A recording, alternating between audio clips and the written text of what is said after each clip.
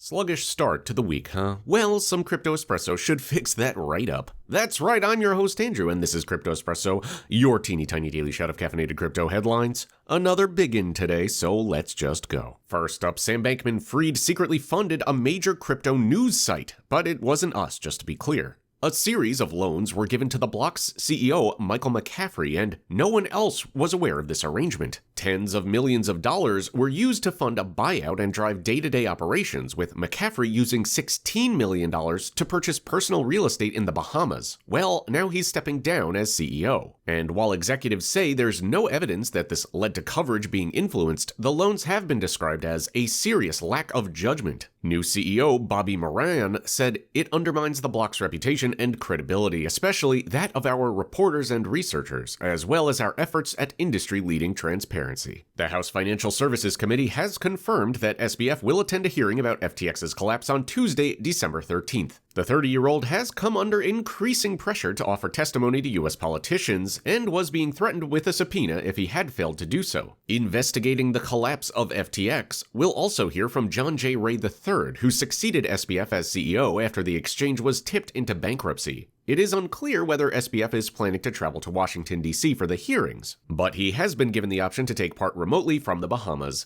SEC Chairman Gary Gensler is also being urged to testify, with a politician saying he must answer questions about the cost of his regulatory failures. Well, some U.S. senators just don't mince their words when it comes to crypto, and they're feeling especially emboldened following the collapse of FTX. It's all bullshit. Senator Jon Tester recently told Semaphore, a news outlet that counts Sam Bankman-Fried himself as one of its investors. During a recent interview on Meet the Press, the Democratic senator from Montana went one step further and suggested that digital assets should be banned altogether rather than regulated. It's not been able to pass the smell test for me. I've not been able to find anyone who's been able to explain to me what's there other than synthetics, Tester warned. The Senate Banking Committee fears regulation risks legitimizing digital assets, putting customers at risk. Kwon is currently in Serbia, and prosecutors believe that he's fled abroad to avoid investigation, at least according to a report. According to the Chosun Ilbo, a South Korean official investigating the collapse of Terraform Labs said, "Recently, we obtained intelligence that Kwon was in Serbia, and it was found to be true."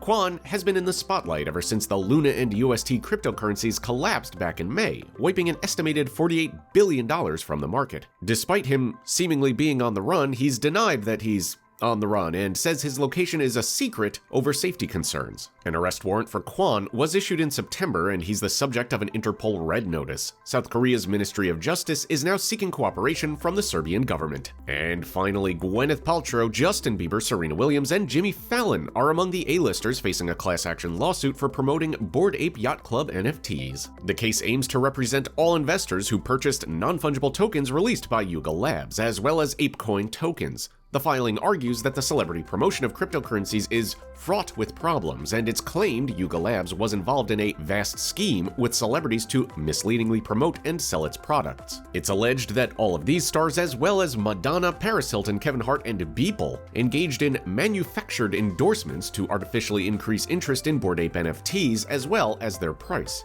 Yuga Labs, for their part, has denied the allegations. And speaking of artificial inflation, today's Crypto Espresso is in the rear-view mirror, thus appearing larger than it is. Yeah, that makes sense. What also makes sense is liking this video, subscribing to our YouTube channel, and clicking on that little bell icon to get buzzed whenever a new Crypto Espresso video goes live. And did you like today's episode? Did you hate it? Well, sound off in those comments below, because I read them and I might just shout out my favorite comments in a future episode. I also take criticism far too harshly, so, you know.